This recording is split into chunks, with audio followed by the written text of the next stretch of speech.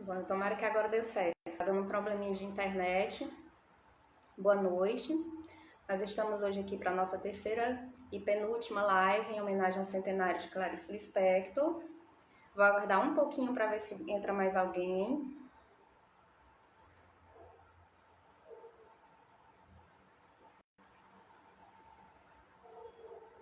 Pronto. Boa noite, pessoal.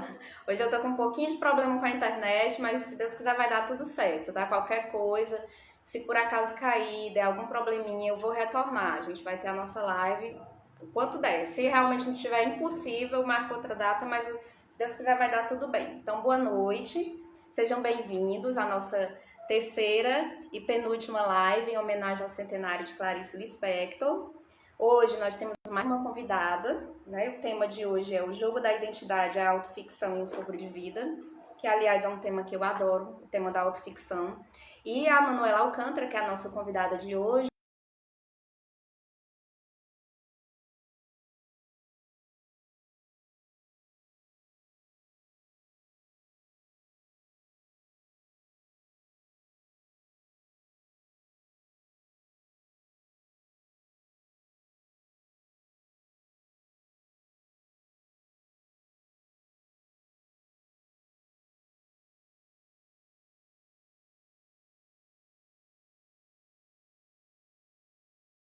Do meu perfil, que eu gosto muito, essa reflexão sobre o ato da escrita, sobre a própria escrita, sobre o que é o narrador, o que é o personagem, o que é o próprio autor. Então, hoje a gente vai ter uma conversa bem rica a esse respeito. E eu vou convidar a Manuela. Vocês fiquem à vontade para fazer perguntas. Boa noite. Cícero Júnior também foi me orientando, também tem um trabalho muito bom sobre Clarice. Se tivesse mais tempo, eu chamava mais gente para falar.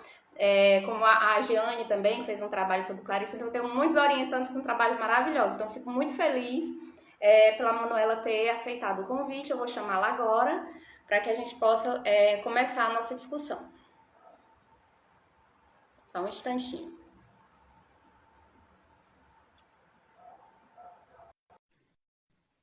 Oi, Fábia. A Vivi, minha irmã, toda vez está aqui. Tá dando a Manu entrar, gente. Aê, boa noite, Manu. Boa noite, Lici. Tá me ouvindo direitinho? Tá ótimo. E você, tá me ouvindo? Eu tô ouvindo um pouco cortada. Não sei se é a minha internet ou se é a sua que tá ruim. A minha tá bem ruim hoje, eu não sei o que tá acontecendo, mas vamos tentar. Mas eu tô ouvindo, assim, às vezes corta um pouquinho. Tá ok. E também, assim, no começo da transmissão, pelo menos o que eu percebi com a Fábia também, ela corta um pouquinho, mas já estabiliza. Tá bom? É, tá. Pronto, então primeiro eu quero agradecer, viu, você ter aceito o convite. Eu fiquei muito feliz, porque eu já te disse várias vezes que eu amei o teu trabalho, né? E que eu tenho muita vontade quando eu vejo bons trabalhos, eu tenho muita vontade de divulgar. Então, eu fiquei muito feliz que você veio para poder fazer essa divulgação. É um trabalho muito bem feito, muito rico, eu acho que as pessoas vão adorar bastante. Além de ser um trabalho em cima de uma obra bem complicada da Clarice, né? Que um sopro de vida, água viva, a paixão segundo de H, todo mundo sempre fala com medo dessas obras. E aí eu queria te agradecer por ter aceito o convite. Eu que agradeço. Eu fiquei muito honrada e muito humilde também de estar entre mulheres brilhantes. Você, a Fábia, a Helenice, né? E foi bom rememorar esse trabalho que eu fiz com tanto carinho, que eu fiz junto com você, sob sua orientação, né? E foi muito bom voltar a um sopro de vida, mergulhar novamente nisso. Eu voltei até mesmo para a biografia do Moser, que eu amo, e eu só agradeço. Estou um pouco ansiosa, mas eu acho que o nosso Nossa, diálogo vai ser bom. Não sou não, doutora, mas não. Deixa eu lhe dizer uma coisa. Eu sou doutora hoje, mas eu já fui graduada, eu já fui especialista, e todo esse conhecimento a gente vai acumulando. Não tem como você se sentir abalada com isso, não, porque é uma construção. E pelo potencial que você mostrou na graduação, é uma construção que não é difícil que você alcance e que você tem a possibilidade de também ter. Não é nada demais. Tanto é que eu até costumo começar a conversa pedindo para falar um pouquinho da pessoa sobre a sua relação com a leitura de Clarice. Porque eu acho que é muito mais isso. que ela até falou, não é uma questão de entender, é uma questão de sentir, né? Então, é muito mais isso, essa Exatamente. relação da leitura, da sensação que a pessoa tem, conta muitas vezes de uma forma que essas questões de titulação ficam até assim mais. Não que a gente vai esquecer, mas que elas não sejam tão de primeiro plano, entendeu? Então, assim, eu queria que você começasse com isso, falando um pouquinho sobre a tua vivência, a tua leitura, que a gente já conversou muito sobre isso e eu sei que é ótima. Bom, você tinha me perguntado a respeito do meu contato com Clarice, e eu estava lembrando que o meu contato, ele foi não especificamente através de aulas, né? Eu estava no ensino médio e aí um professor estava lendo A Maçã no Escuro. Vocês devem imaginar quem era o meu professor de literatura que estava lendo A Maçã no Escuro. E nessa época nós só trocávamos textos. Ele gosta de escrever, eu também gostava de escrever, agora não estou escrevendo tanto. E eu lembro que a gente já flertava um pouco nessa época e eu cheguei e vi o livro A Maçã no Escuro em cima da mesa. E eu olhei assim pro livro, A Maçã no Escuro, que título é esse? Aí ele falou um pouco da Clarice, né, que era uma grande escritora, e eu falei, eu não gosto de best-seller. Aí eu lembro que ele disse bem, mas ela não escreve best-seller, ela se diz, como é a palavra? Eu vou esquecer agora. Não é autodidata, mas aqui não é profissional, eu esqueci a palavra agora. Ela se diz amadora, usou essa palavra, ela se diz amadora. E aí eu lembro que ele falou um pouco sobre Clarice, e naquela época eu andava muito na biblioteca municipal. E eu fui atrás desse livro, A Maçã no Escuro. E eu lembro que eu li algumas páginas e aquilo me desmantelou de um jeito que até hoje eu não sei explicar. Eu lembro que eu era muito apaixonada por Machado de Assis, o grande mestre da literatura brasileira, né? E de repente eu estava diante de um livro completamente desmantelado. Essa era a palavra. E é justamente isso que eu abordo no meu trabalho, esse desmantelo que Clarice empreende, esse seu projeto literário de desmantelar as formas, os gêneros, os enquadramentos que até então, com os quais até então nós estávamos acostumados, né? E eu lembro que logo em seguida eu já entrei na graduação em letras, e aí foi só Clarice, Clarice. Chegou um ponto que eu disse, eu não aguento mais Clarice, eu vou ler outra coisa, porque eu não aguento. E eu fui procurar um conto para ler na internet que não fosse de Clarice. E eu me deparei com um conto e, nossa, que genial, né? Achei genial o conto, e quando eu fui ver, o conto era de Clarice, a menor mulher do mundo. Inclusive o conto com o qual eu estou trabalhando atualmente, a bruxa. O interessante é que até agora todas as pessoas, tanto por mim, quanto a Helenice, quanto você, todo mundo foi unânime em dizer que o primeiro contato foi um susto, foi o espanto, foi o desmantelo, né? Então esse primeiro contato parece que sempre é uma coisa que deixa as pessoas assim, peraí, né? O que é isso? Choque, né? Então, assim, aproveitando já essa história do choque, do desmantelo, você já que meu começou a apresentar um pouco do tema, né?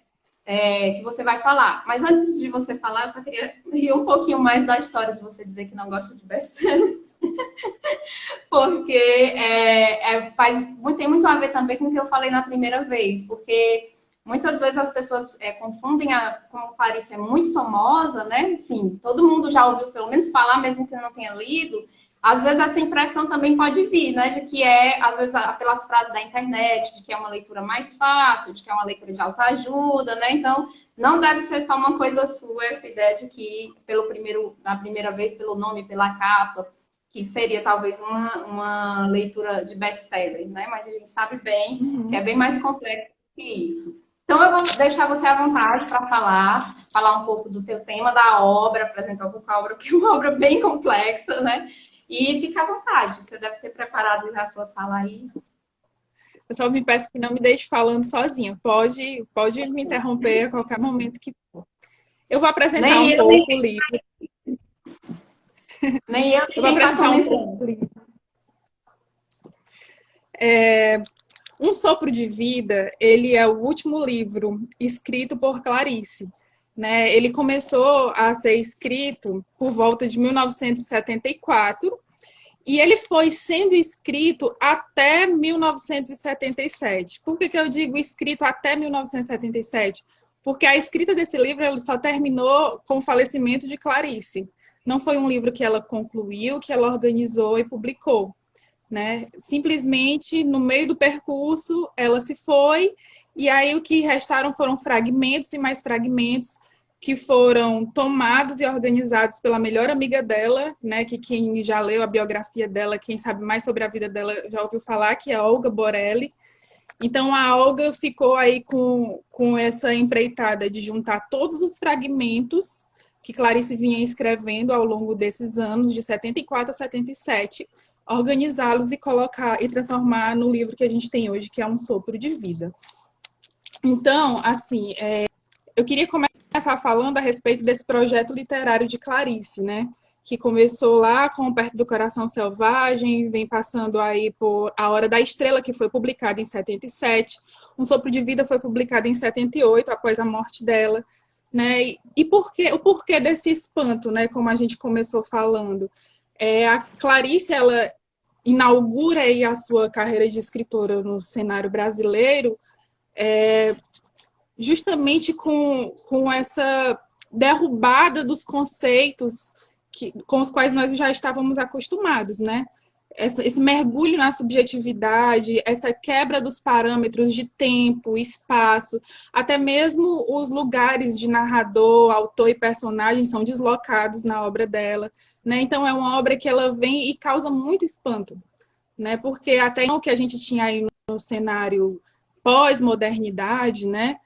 Eram vislumbres desse mergulho subjetivo que alguns autores pincelavam, como, por exemplo, Lúcio Cardoso, que era um autor, inclusive, por quem ela foi apaixonadíssima, e Na Luz do Subsolo, que é o livro dele, o romance dele, ele já pincela um pouco sobre isso, mas Clarice, ela vai mais além.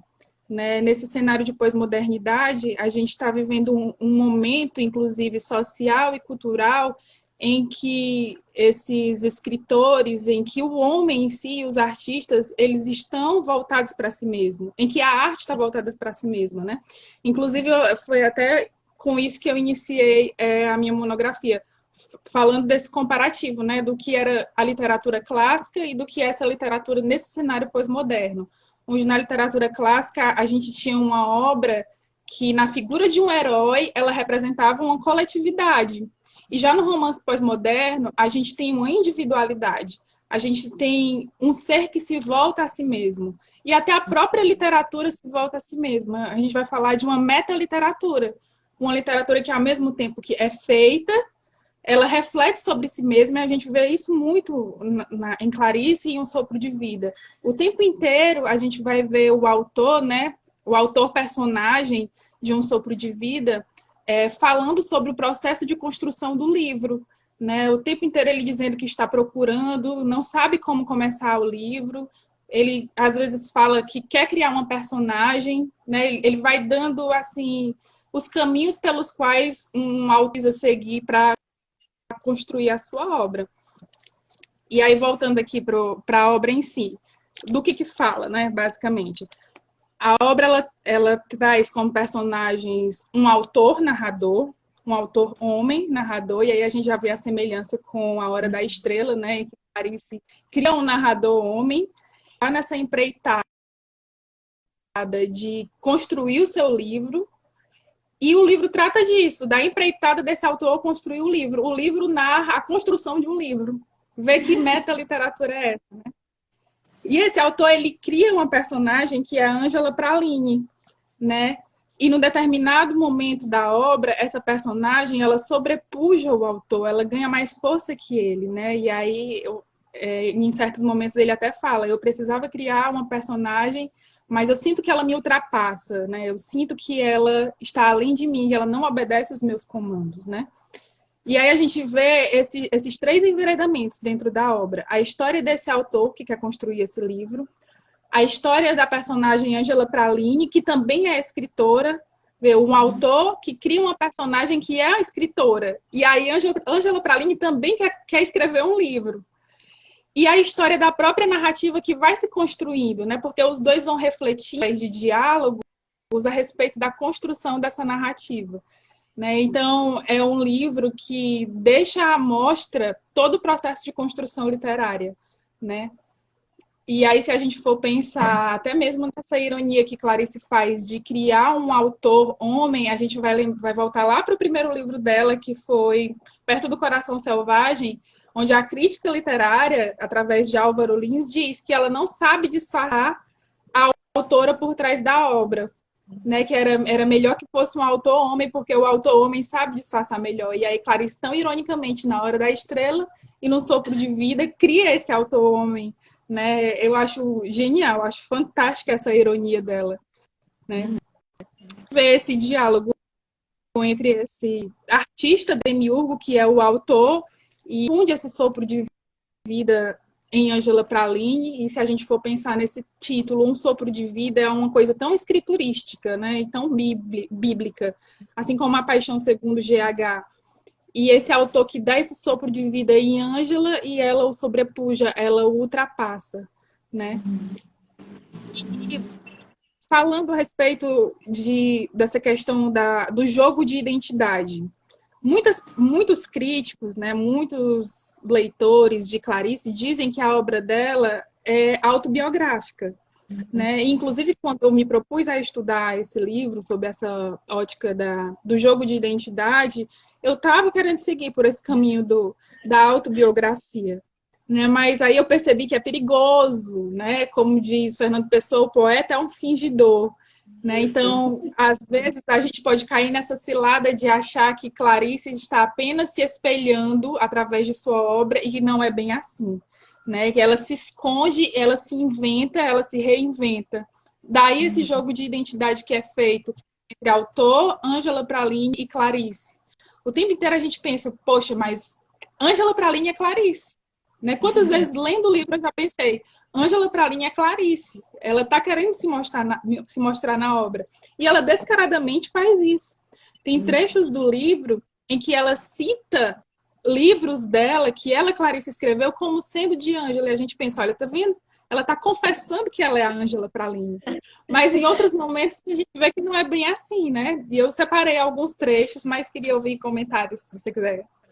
Eu vou só aproveitar que você falou disso, que eu até peguei aqui, porque a Ângela Praline não é, quando ela aparece no Sopro de Vida, ela não é inédita. Ela aparece em outro Exatamente. texto da Clarice, que é um Exatamente. conto do livro Onde Estiveste de Noite, que é um dos livros que eu trabalhei no mestrado e doutorado, e não é um dos livros mais conhecidos. Então, o nome do conto é A Partida do Trem. E nesse conto, a Ângela Praline, personagem, faz referência à Clarice, escritora, né? Então, é bem interessante esse jogo de identidade, que você diz assim, não, a Ângela Praline é a Clarice, a gente tem essa impressão. Mas aí, quando você vai visitar o conto, que ela se refere a Clarice, aí você diz, sim, mas aí agora ela é personagem, uma personagem falando do autor como se não fosse personagem. Porque é bem interessante o trecho, porque ela se refere tanto a Clarice quanto ao conto anterior ao que ela está. Que é o que é mais interessante ainda. Então ela diz assim, eu é que não posso ficar aqui esperando, como fez uma senhora nos becos do Maracanã, Clarice fez se perder. Esse é o conto anterior ao que ela está. E ela está citando o conto e a Clarice como se ela não fosse ficção, como se ela fosse de verdade. Então, interessantíssimo isso.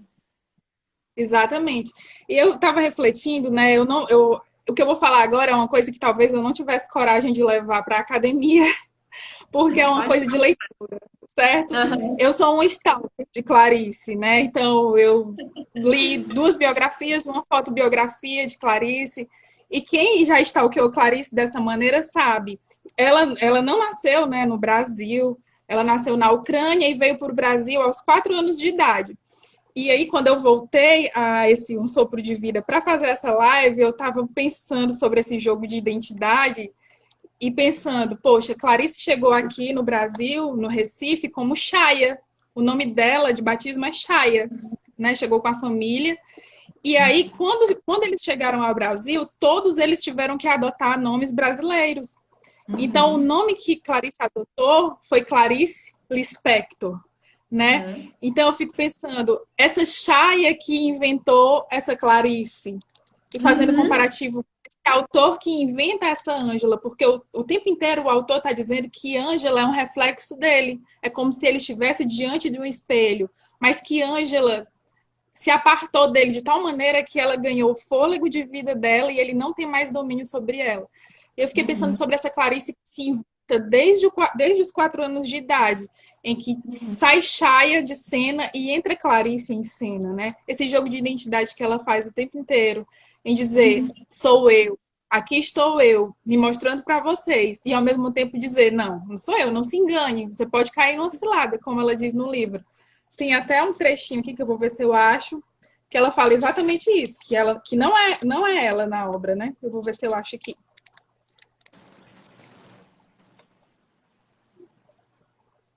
Deixa eu ver. Eu marquei tanta coisa que eu acho que eu vou me perder. Tá igual a mim, então. Eu marco tanto que mais atrapalha do que ajuda. Exatamente. Eu tinha marcado aqui na folha. Mas... peraí, deixa eu ver se tá aqui. Não, não achei. Mas eu vou achar daqui a pouco. Eu sei que eu às vezes confundo um pouco algumas falas de Um Sopro de Vida com a Água Viva também, porque também a Água Viva tem esse caráter de reflexão, de arte e tal, né? Mas eu acho que é num Bem sopro de vida reflexivo. mesmo. Achou? Quando você achar, você avisa. Eu acho que é num Não, sopro não de vida achei. mesmo. Eu acho que é num sopro de vida que ela diz assim, eu não quero ser biográfica, eu quero ser bio. Né? Então, o que ela diz aí? Eu não quero contar a minha vida, eu quero contar a vida, né? Então, assim, e eu faço parte da vida. Tem uma carta interessantíssima, tem uma carta interessantíssima dela para o Fernando Sabino, que inclusive ela escreveu essa carta quando estava escrevendo A Maçã no Escuro, que foi a obra que você disse que começou a ler. Parece que você já teve a atração pela questão da autoficção e da identidade já desde o começo, porque é uma das obras que ela começa mesmo a fazer essa reflexão sobre essa questão da autoficção. E ela diz na carta do Fernando Sabino, olha, eu não sei por que eu tenho que fazer de conta que não tem uma pessoa escrevendo o livro. Todo mundo sabe que tem uma pessoa escrevendo um livro. Por que eu não posso dizer? Se todo mundo sabe que o rei está ali, por que eu não posso dizer? Isso faz parte do projeto dela, né? Ela vem justamente descortinar esses bastidores da criação literária. Né? Então, quando o Álvaro Lins diz, olha, você deve se esconder por detrás dos seus personagens, você pode até imprimir a sua personalidade neles, na sua obra, mas você não pode aparecer, você não pode mostrar para as pessoas que é você. Isso faz justamente o contrário. Ela se mostra, né? Mas ao mesmo tempo diz assim, será que sou eu mesmo? Né? Será que não estou me inventando para você? Né? Porque quando ela até se utiliza do jogo de palavras, do jogo da linguagem, que o grande estudioso dela, o Benedito Nunes, nos fala tão bem, esse jogo de linguagem nos diz justamente isso. A palavra, ela não alcança a coisa crua, a coisa nua, que é o que tanto Clarice busca alcançar, o cru, o nu, o aqui, agora, o instante já. Né? Então, no momento em que eu tento descrever uma coisa, essas palavras que eu utilizo, elas me mostram apenas a casca da coisa, como ela até diz aqui no Sopro de Vida. Quando eu defino Ângela, eu estou mostrando apenas a casca da árvore e não a árvore em si. Então, no momento em que eu digo assim, Clarice está fazendo uma obra autobiográfica, está apenas mostrando a própria vida dela na obra, eu tenho que ter cuidado com isso, porque no momento em que eu coloco as minhas impressões, eu coloco aquilo que eu quero que você leia, e não necessariamente aquilo que eu sou. E aquilo que eu alcanço também. O que eu alcanço não é necessariamente o que eu sou, porque essa linguagem é limitada também, né? Que pena que eu não achei. Tem tanta coisa marcada aqui que eu não achei essa citação que ela fala justamente sobre isso. Eu acho interessante porque esse jogo ele acaba sendo um jogo até meio cômico, né? As pessoas associam tanto Clarice a uma coisa meio trágica, pesada, mas a gente, quando tá vendo essas coincidências, né? Essas relações entre o que seria personagem e o que seria autor, o que seria narrador, a gente ri bastante, porque a gente diz assim, olha a ousadia da garota, né? Olha a ousadia dela de misturar minha cabeça desse jeito e me fazer pensar que é uma coisa, depois que é outra, então você ri daquilo. E ela nesse livro, ela coloca nas costas do autor, o autor é um personagem aqui, que ele não tem nome, isso é bom enfatizar, para você ver como ela dá vida à personagem e torna o autor como uma coisa quase que ficcional, sem vida, porque o autor ele é identificado dentro do livro apenas como autor, ele não tem uma biografia. A Ângela Praline tem uma biografia, né? Nasceu no Rio de Janeiro, foi esposa de um industrial, enfim. Ângela Praline tem um endereço, uma biografia, um nome e um sobrenome. O autor que criou Ângela Praline não tem. Inclusive, como você mencionou, ela já aparece em outra obra, né? Eu queria ler um trechinho que ele fala a respeito dessa criação de Ângela Praline, e ele fala justamente dessa questão de apartá-la dele. Ele diz assim, ó: eu estou, por exemplo, querendo escrever sobre uma pessoa que inventei, uma mulher chamada Ângela Praline, e é difícil. Como separá-la de mim? Como fazê-la diferente do que sou? Uma coisa é certa e inútil tentar modificar. É que Ângela herdou de mim o desejo de escrever e de pintar. E se herdou esta parte minha, é que não consigo imaginar uma vida sem a arte de escrever, ou de pintar, ou de fazer música. O que Ângela quer da vida? Aos poucos descobrirei. Né? Então ele vai o tempo todo dizendo que ela vai ser diferente de mim. Se eu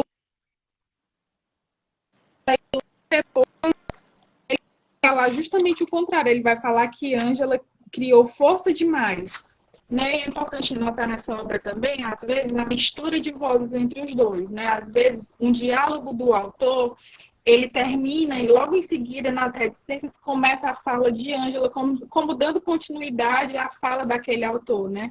Então, são identidades que estão o tempo todo se mesclando. Ângela, autor e Clarice, ali naquele grande espelho se misturando dentro dessa obra, dentro desse construto ficcional, né, que causa incômodo justamente porque você vai analisar qual é o tempo e o espaço da obra. Né? Não tem, né? Uma obra, como ela diz, que é escrita no aqui e agora, no momento em que é feita, ela acontece. Né? Eu acho que esse é o motivo de causar esse grande estranhamento, que inclusive foi para mim também, que inclusive me deu essa impressão de desmantelo. Eu que estava acostumada a ler obras tão bonitinhas ali, com tempo, espaço, personagens bem construídos, diferentes de seu narrador, de seu autor, de repente me deparo com um livro que ele é desnudo, né? Em que esse processo de construção ele é desnudo, em que eu não tenho mais essa organização textual, eu tenho apenas quase que o texto cru pulsando na hora em que é escrito. É isso que Clarice quer colocar e ela consegue colocar, né? Embora ela diga que não conseguiu alcançar isso, mas ela consegue, em certa medida, alcançar esse texto cru, feito no aqui e agora. Tem alguém aqui no comentário comparando um pouco essa história com a questão da própria obra da Frida Kahlo, porque a Frida Kahlo também utiliza muito a matéria da própria vida para produzir, né? Claro que são duas artes diferentes, né? Mas que também, por ser arte, tem muita proximidade. Inclusive, no livro, essa reflexão sobre... aliás, nesse livro não, no livro Água Viva, essa reflexão sobre a relação literatura e pintura fica bem evidente, né? E você, no trecho que você falou aí, ela cita outras artes também, né? Cita a música, cita a pintura. Então, essa conversa, esse diálogo com as artes e com a realidade, o que a gente chama de realidade, o que a gente consegue aprender da realidade, é muito constante nesses dois livros, né? Uhum. E para quem opta, né, por essa questão da autobiografia, do autobiográfico, ela é tão artista, né, no sentido nordestino da palavra artista. Eu não sei se a sua mãe já utilizou, a sua avó. Essa menina é um artista, no sentido de querer nos enganar, né, no sentido de querer nos fazer morder a isca. Ela é tão artista que existem essas pistas dentro do livro. Né? Como eu falei, esse livro ele foi escrito durante esses anos, de 74 a 77. Clarice não concluiu o livro. E no finalzinho do livro a gente percebe que o autor ele está querendo dar um destino para a Ângela. E qual seria esse destino para a Ângela? A gente pergunta, é a morte. Essa personagem ela tem que morrer. Mas ele não tem coragem de matar a Ângela. E Ângela também não tem coragem de se matar. Ela percebe, né, que o destino dela é esse, mas ela não tem coragem de se matar.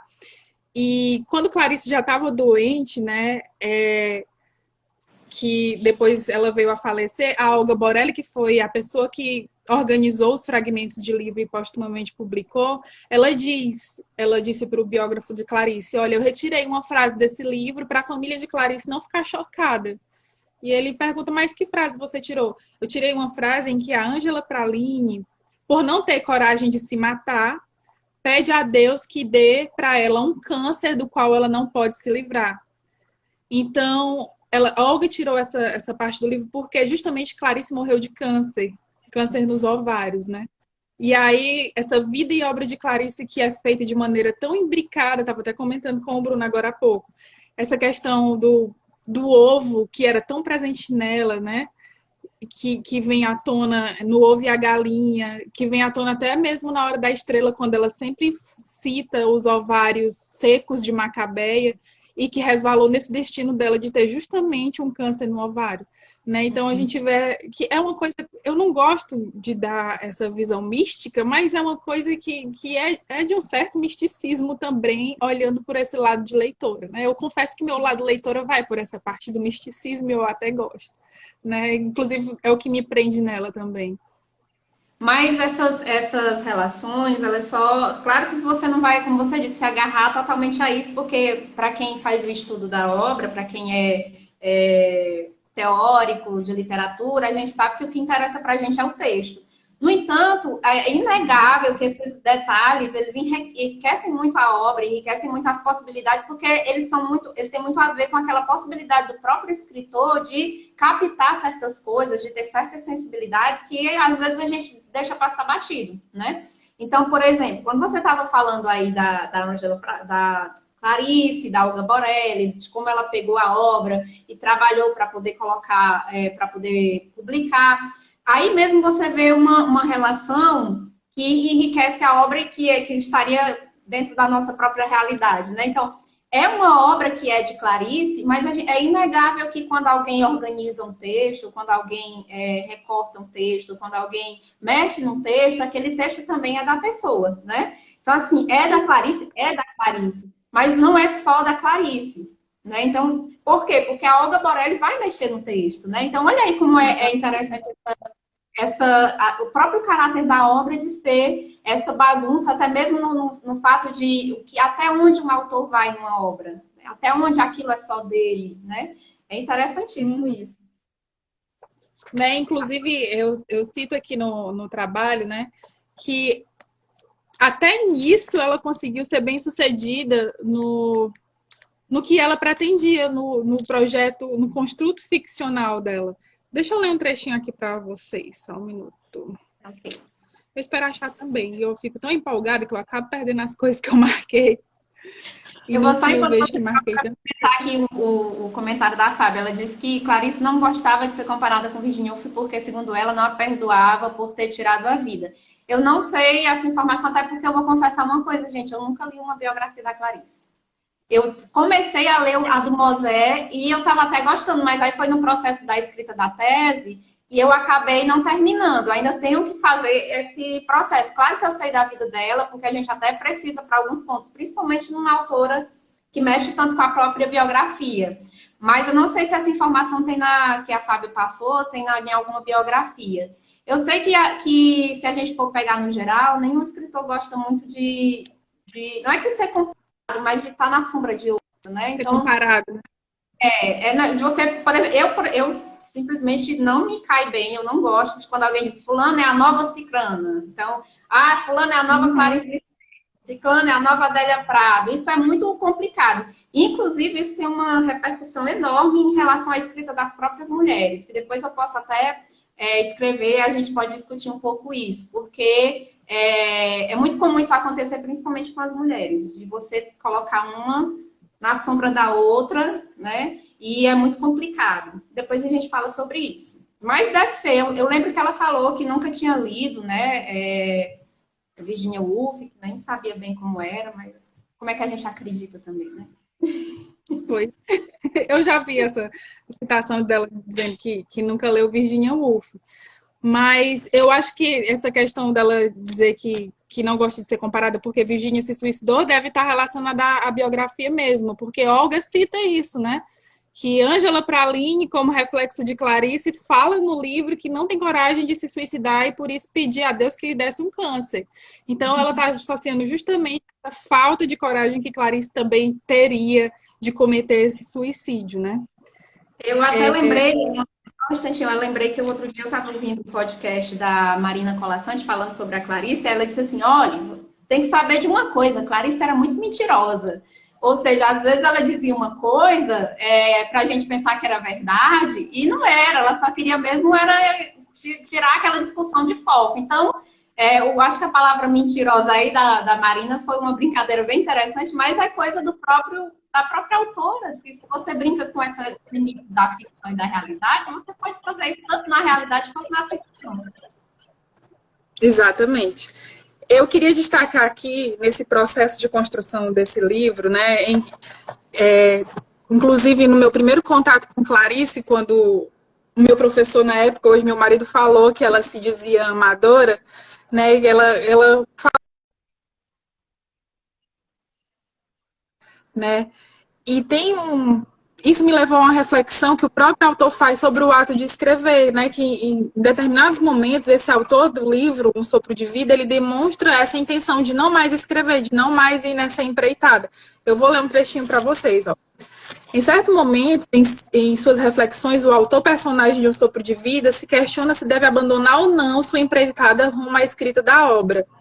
Né? Ele diz, isso é um trecho do livro, escrevo ou não escrevo? Saber desistir, abandonar ou não abandonar. Esta é muitas vezes a questão para um jogador. A arte de abandonar não é ensinada a ninguém e está longe de cerrar a situação angustiosa em que devo decidir se há algum sentido em prosseguir jogando. Né? E isso a própria Clarice menciona, né? Que às vezes teve a intenção de parar de escrever para não cair no autoplágio, mas que depois sentiu a necessidade de escrever porque ela dizia que escrevia por necessidade e não por hábito, né? E continuando aqui, embora eu não tenha ciência, aqui é falando sobre a apreensão persecutória, que eu não falei com vocês, mas outro trechinho que ela fala aqui, ó, o próprio autor fala no Sopro de Vida. Quero me reinaugurar e para isso tenho que abdicar de toda a minha obra e começar humildemente, sem endeusamento, de um começo em que não haja resquícios de qualquer hábito, cacoetes ou habilidades. O know-how eu tenho que pôr de lado. Para isso eu me exponho a um novo tipo de ficção, que eu nem sei ainda como manejar. Né? Essa é a fala do autor. E isso é o projeto ficcional de Clarice. Né? Eu acho que isso, inclusive, é o motivo pelo qual muitos doutores, muitos estudiosos a criticam, né? Como você mencionou no dia da sua live, que teve um professor que falou que o que Clarice faz, qualquer menina de 15 anos faz. Porque ela, aparentemente, não usa dos recursos escriturísticos que a academia, que a crítica literária está acostumada que um escritor de grande nome utilize. Mas é bom a gente lembrar que Clarice, ela era uma leitora assídua e que Clarice dominava essas habilidades. Se ela quisesse escrever um romance com todos os parâmetros formais e isso ser um grande romance best-seller, digamos assim, ela faria, porque ela dominava técnica. Então, esse jeito de escrever nu, esse jeito de escrever sem know-how, como o autor coloca, né, é um projeto dela. Não é que ela não soubesse manejar. Ela sabia. Até para saber desconstruir, você precisa saber construir. E é por isso que ela desconstrói tão bem, porque ela sabia construir. A gente vê como ela era uma prosadora de mão cheia em alguns pontos, né? Você lê um livro desse que é desmantelado, como eu falei, que é um livro feito de destroços de livros, como o próprio autor fala, esse aparentemente vai ser um livro feito de destroços de livros. E você pensa, essa mulher não sabe escrever o que ela está fazendo aqui, qualquer menina de 15 anos faz. Mas, na verdade, ela era uma ficcionista de mão cheia. Quando você pega um conto, por exemplo, e você vê, nossa, mas ela dominava, assim, a técnica. O projeto dela era outro. O projeto dela era desconstruir, né? E é até interessante isso que você está falando, porque ela mesma dizia que a escrita dela era exercício. E tem algo, se você pegar alguns contos e alguns textos, você vai ver essa brincadeira, esse exercício que ela faz. Então, por exemplo, aquele embriaguez de uma rapariga, que é um conto do Laço de Família. Ela mesma dizia que estava treinando escrever eu ia escrevendo e brincando com aquilo para ver se ia dar. Tá direitinho aí, tá ruim aqui. Tem também a quinta história, por favor. Vai brincar sobre como ela faz história com várias focos e várias inteiras, cada uma ser a mesma história e ao mesmo tempo outra. Então, isso é um manejo da literária, da escrita, que só quem é um bom escritor sabe fazer. Exatamente, exatamente. Só quem é um bom escritor, leitor, né? Eu vou ler mais um trechinho. Desculpa, eu não sei se estou fazendo certo em ler tanto. Não. Eu gosto muito. Deixa eu só perguntar uma coisa. Dessa passagem. O som tá bem cortando aí? Um pouco. Aqui também tá cortando um pouco. Eu não sei como é que tá o pessoal aí de casa. Pronto, deixa eu ver aqui. Tá, o pessoal deu retorno aí, como é que tá? Pode perguntar, pode interagir, tá bom? Eu fico mais à vontade. Eu vou ler só um trechinho a respeito disso, porque às vezes a gente escreve, né? E aí quando a gente vai colocar em palavras aqui na live, não sai como escrito, mas isso aqui foi eu que escrevi, tá bom, gente? Tá. A linguagem como força criadora, composta de invólucro e medula, só alcança em determinado grau. É o cerne em torno do qual giram os conflitos existenciais dos sujeitos claricianos. Desse modo, autor, narrador e personagem estão constantemente envolvidos em uma crise decorrente do mesmo problema da comunicação. De fato, incabível e incomunicado em um mundo que lhe é cada vez mais estranho, esse autor, esse narrador e esse personagem, eles se mostram fragmentados e incompletos. Assim são as personagens claricianas, né? Porque assim é o sujeito pós-moderno. E que eu estava fazendo justamente um parâmetro entre esse sujeito pós-moderno e esse jogo de identidade que ela fala. Né? Só para frisar um pouquinho essa discussão que a gente estava fazendo. Estou olhando aqui os comentários. Então, estão dizendo que o áudio melhorou agora. Que bom, né? Deixa eu ver se eu acho aqui um trechinho. Vocês acham que saber mais informações da vida de Clarice influencia como lidamos com os textos dela? Pergunta do Marcos. Beijo, Marcos. Não, eu não acho que influencie, não. É complicada essa pergunta, porque assim, eu estava pensando justamente na Manuela de 10 anos ou mais atrás, que teve contato com o texto de Clarice e se sentiu assim um pouco deslocada, né?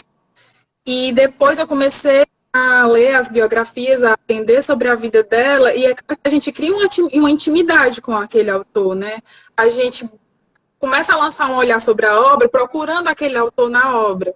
Né? Influencia nesse sentido, mas não que influencie para que você tenha uma experiência mais profunda ou não. Quer dizer, o fato de eu saber sobre a vida da Clarice não vai determinar que a minha experiência com o texto dela, enquanto leitora, seja mais profunda ou superficial, né? Porque a ligação que eu estabeleci como leitora com ela, e eu digo que eu sou muito mais leitora do que estudiosa dela, a relação que eu estabeleci enquanto leitora, mesmo antes de conhecer a vida dela, é uma relação mesmo dessa questão da profundidade, dessa questão do deslocamento, né? Como eu até tinha comentado no dia da sua live, acho que esse é o incômodo que a maioria dos leitores sentem em Clarice, é esse deslocamento, né, que faz a gente olhar para dentro de si mesmo. Essa literatura que se reflete, que se constrói no ato de ser feita, nos remete ao nosso interior, né, nos remete a esse deslocamento, como você bem citou, aquele conto do cego mastigando chiclete, né, dessas personagens que, de repente, por qualquer coisa do cotidiano, elas têm essa coisa epifânica, elas têm essa revelação súbita da realidade. Então, assim, eu acho que pode influenciar no sentido de você procurar a autora por trás do texto, como falou Álvaro Lins, e cair nessa cilada de achar que é autobiográfico e só enveredar por esse caminho, mas não influencia no sentido da experiência leitora, da sua experiência profunda enquanto leitor. Uhum, eu adorei a resposta. Seria a minha resposta também. Chegar o texto para os históricos deve ser ótimo. E para o leitor, no sentido de ter uma informação a mais. Mas não que isso vá, que a pessoa precise conhecer a vida da Clarice para entender Clarice. Mulher, eu acho que é meu áudio. Eu acho que é o meu áudio, deve ser minha internet, tá ruim. Pode ser a minha também. Não, eu tô ouvindo você direitinho. Eu que não tô... Perguntar de novo. Não, eu tô dizendo que a minha resposta seria igual a sua. Ah, sim. Que talvez a informação biográfica de Clarice, não que ela seja necessária para entender a obra de Clarice, para ouvir ou entender o que Clarice escreve, mas ela auxilia em outras coisas, mas não é necessária você saber da vida de Clarice para entender Clarice. Nesse meu trabalho, né, um texto do Roland Barthes, e ele nos traz esse conceito do escritor, né? Eu queria ler um trechinho aqui, final da monografia, para vocês, que diz assim, ó, Barthes nos revela, através do conceito de escritor moderno, que o autor se constrói ao mesmo tempo em que um texto. Outro tempo não há senão enunciação, e todo texto é escrito eternamente aqui e agora. Esse é um trecho dele, né? É exatamente o que se observa no Sopro de Vida, a figura de um autor que é pleno de palavras, que busca entrar na escrita, né? Ângela Pralin é a personagem que habita o autor. Ela representa uma máscara do sujeito que está condenado à fragmentação. Ela representa a fragmentação pela qual passa essa literatura pós-moderna, porque era essa analogia que eu fazia no trabalho, né? Do eu que não se alcança, constroem-se os eus que se multiplicam em um ritmo infinito, como são infinitos os caminhos da vida e da arte, né?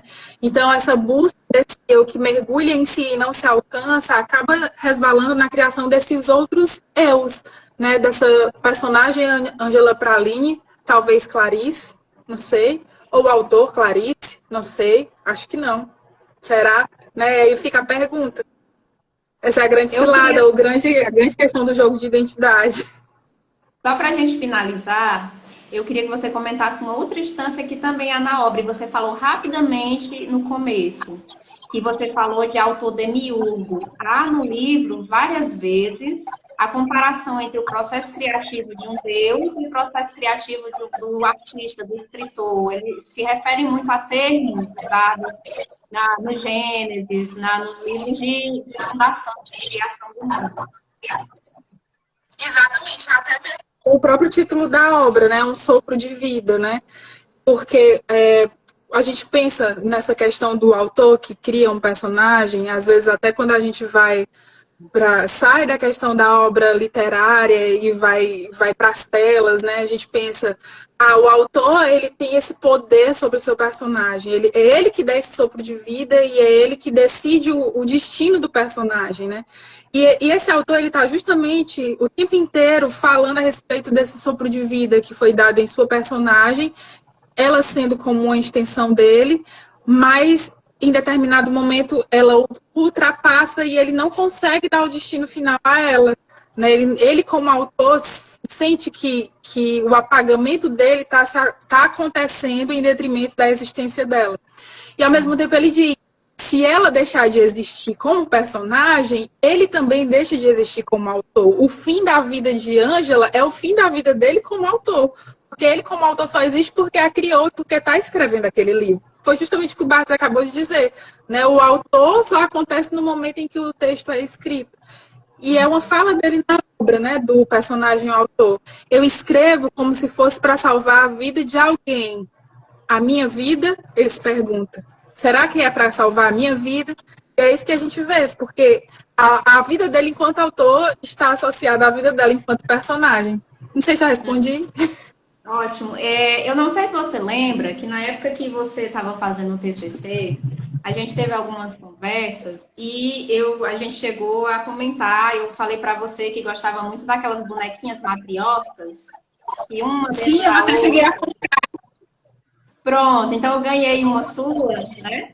E, inclusive, eu disse até para o Bernardo depois fazer um pouco sobre isso. E essas camadas mesmo, de ter Não tô. de ter um criador e ter uma personagem Clarice, autor, as camadas do contexto literário. Exatamente. É uma coisa que a gente vê bem característico, né? Tem um trecho que ela fala sobre isso aqui no livro, que dá justamente essa sensação de uma caixa dentro de uma caixa. Eu lembro que foi até a expressão que a gente usou, como uma caixa dentro de uma caixa, que nos remete a essa imagem da matriosca também, né? Quer dizer, a autora Clarice, que cria o autor-personagem, que cria Ângela Praline, que é uma escritora e vai criar um personagem também, né? Que está se criando como um personagem. Eu queria ler um trechinho que eu deixei bem aqui separado. Deixa eu ver se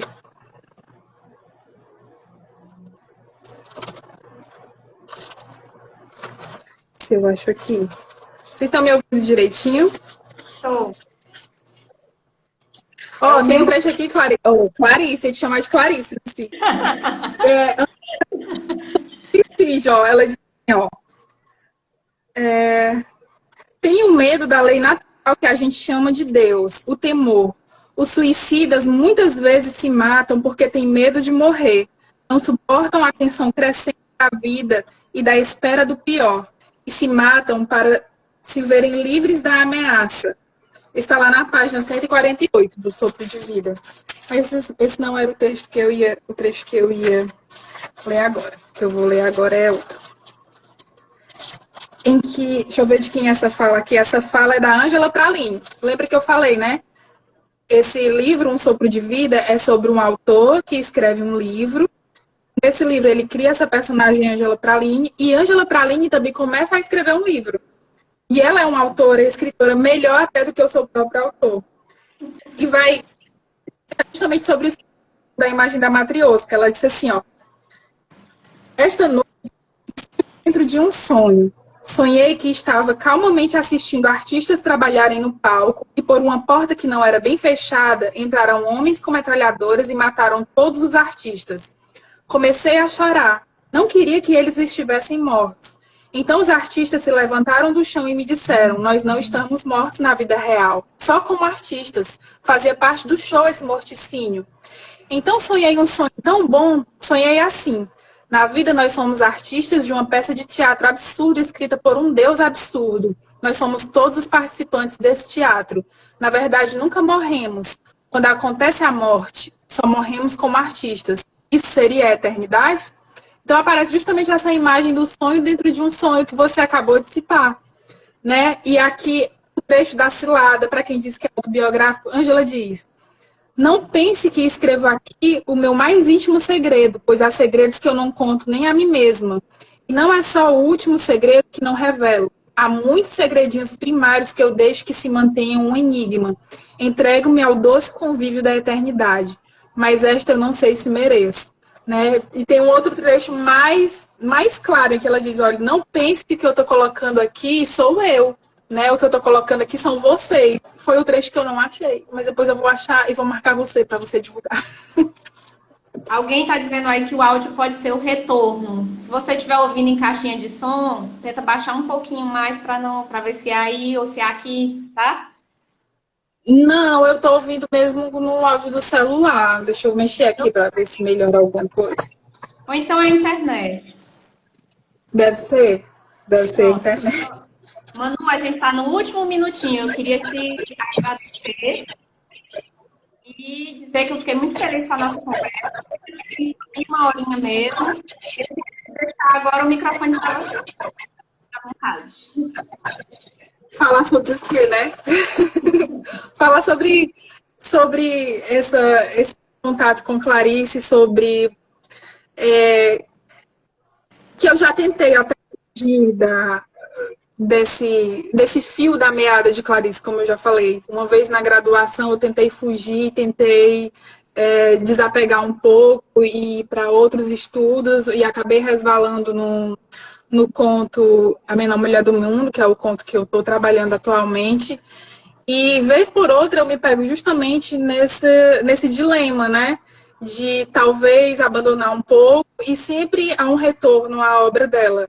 Né? Porque, como eu já mencionei aqui, é uma obra que nos remete ao nosso próprio construto pessoal, nesse construto ficcional que se revela por detrás dos bastidores, que tira de órbita aí uma ordem, né? A ordem das coisas e coloca a desorganização muito aparente.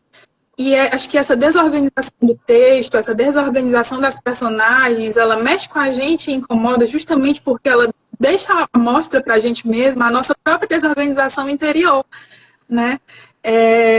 Como a gente bem vê nas personagens femininas dela, né? Que tem a sua vidinha lá de classe média, toda bonitinha, as donas de casa que estão vivendo aquela vidinha toda nos moldes, nos padrões, e de repente, por uma coisa do cotidiano, se veem totalmente desorganizadas, porque olham para dentro de si, né? E eu acho que Clarice, ela mexe com a gente por conta disso, porque ela justamente faz com que a gente se olhe e veja essa falta de organização que tem aqui, e a gente fica se perguntando, e agora, como é que eu lido com isso? Eu não sei lidar, eu preciso colocar a organização nessa bagunça, né? E, no entanto, eu, pelo menos, como escritora, tenho muitas vezes essa repulsa de dizer, eu não quero mais isso, porque isso aqui está me incomodando, isso aqui está me mostrando, né, no meu íntimo, eu não quero, porque eu não sei lidar com isso.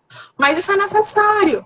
Isso é necessário, a gente precisa saber lidar, a gente precisa desse mergulho, porque a gente não consegue fugir, né? Como a minha terapeuta bem fala. Quanto mais a gente está tentando fugir de uma ideia, eu não vou pensar nisso, eu vou deixar isso para lá, eu vou esquecer, mas aquela ideia, ela vem e a gente vai ter que lidar com ela, né? Então, eu acho que Clarice é necessária, principalmente no momento atual que nós estamos vivendo, porque muitos críticos falaram, Clarice pecou em não dar um tom de repente político, social em sua obra, de repente não abordar essas questões sociais, como foi falado até no dia da sua live, se eu não me engano, mas no momento em que ela traz essa reflexão sobre o eu, né, sobre o mergulho em si mesmo, e no momento em que ela nos mostra esse nosso eu, essa nossa desorganização, ela está nos ajudando a ver que nós precisamos, enquanto pessoas, enquanto seres humanos, colocar à mostra o que está escondido e dizer, eu preciso melhorar, né? Eu preciso melhorar e preciso fazer desse lugar um lugar melhor, porque às vezes está tudo bonitinho por fora e por dentro está tudo desorganizado. Sim. Basta um vírus, por exemplo, para mostrar como a gente não sabe mesmo de nada e não organizou foi nada mesmo, né? Exatamente. Bom, então a gente vai encerrar aqui. Muito obrigada, Manu, tá? Foi maravilhoso. Pena que a internet hoje não colaborou, porque você precisava da internet 100% para lhe ouvir bem, e a mim também, né? E ela não foi muito boa hoje. Mas obrigada. Eu agradeço, Alice. Alice, eu queria só terminar agradecendo imensamente o seu convite. Como eu já falei, eu me senti muito honrada com o seu convite, muito feliz mesmo. E foi muito, muito prazeroso para mim poder voltar a isso, poder voltar a Clarice, poder voltar a esse trabalho, né? E dar essa contribuição aqui, que está me enriquecendo muito mais do que a todo mundo que está assistindo, vocês podem ter certeza. Muito obrigada mesmo. Você é minha mestra e minha amiga, tem um privilégio de ter uma mestra e amiga na mesma pessoa. Pois eu é que agradeço. Eu sempre digo que a sua amizade minha é muito rica. Então, pessoal, vamos encerrar aqui, porque daqui a pouco vai acabar o tempo, viu? E o áudio e a internet não estão ajudando mesmo. Então, obrigada, Manu. Então, pessoal, não percam a próxima com a Helenice, a nossa última, na quinta-feira. Tchau. Tchau.